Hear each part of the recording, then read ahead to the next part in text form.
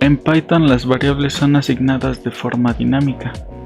No tenemos que especificar el tipo que va a ser la variable al momento de declararla.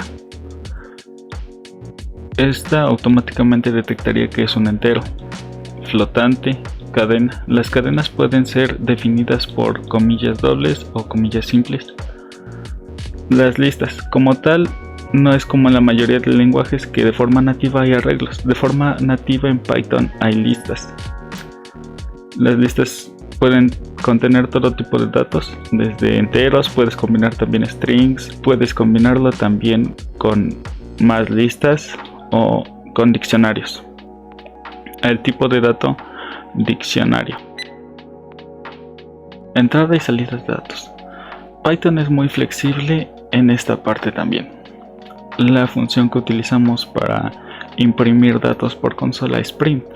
Y como podemos ver, podemos imprimir desde un entero, un flotante, una cadena, hasta incluso una lista o un diccionario. Como podemos ver, aquí está el resultado con los valores de cada variable. Si eres observador, te habrás dado cuenta que anteriormente los valores se les dio un salto de línea sin que nosotros lo especifiquemos. Print lo hace automáticamente. El valor automático de end, que es la propiedad de print que decide cuál va a ser el final de la cadena, es por default un salto de línea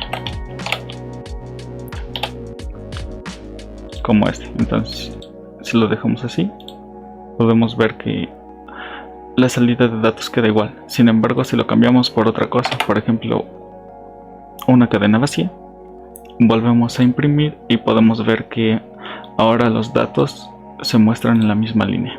Si quisiéramos imprimir varios datos con el mismo print, tenemos que concatenar los datos, pero volverlos a strings primero. Si intentamos hacer esto sin convertir estos datos a string, obtendremos un error. La función que podemos utilizar para convertir cualquier dato a string es str. Como vemos, después de hacer eso, funciona correctamente. En la entrada de datos, para obtener algo de la entrada de datos, por medio de la consola utilizamos la función input y guardamos ese valor en una variable. Al correr el programa nos pedirá la entrada de datos, entonces podemos escribir cualquier cosa que queramos. Y como podemos ver, aquí se muestra en consola lo mismo que escribimos. Por default, la función input siempre regresa un string. Significa que si escribiéramos, por ejemplo, 10, dato tendría el valor 10 en formato de cadena. Si quisiéramos convertirlo a un entero, utilizamos la función int. Y como podemos ver, ahora podemos hacer las operaciones de un entero gracias a que lo convertimos a entero justo después de la lectura de datos. Ahora, en Python también es posible, dentro de la función input, escribir una cadena que queremos que se muestre al momento de leer el dato.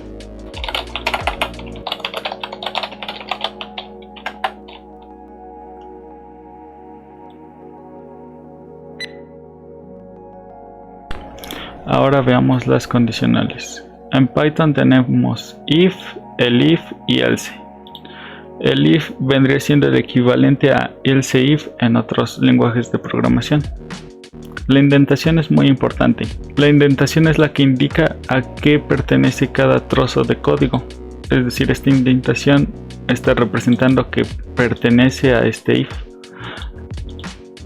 Es diferente a muchos otros lenguajes en el cual está delimitado por llaves. Aquí es la indentación, es por eso que hay que indentar correctamente o no se ejecutará correctamente el código.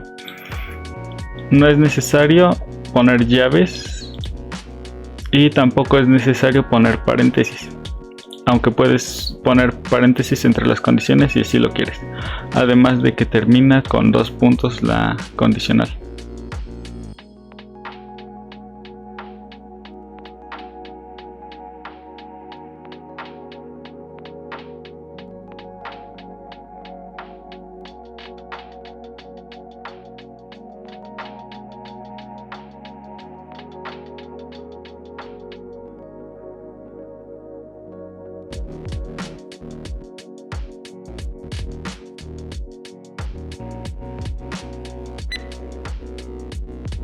Ahora, en cuanto a los ciclos, la estructura es la misma que en las condicionales. La indentación sigue siendo igual de importante.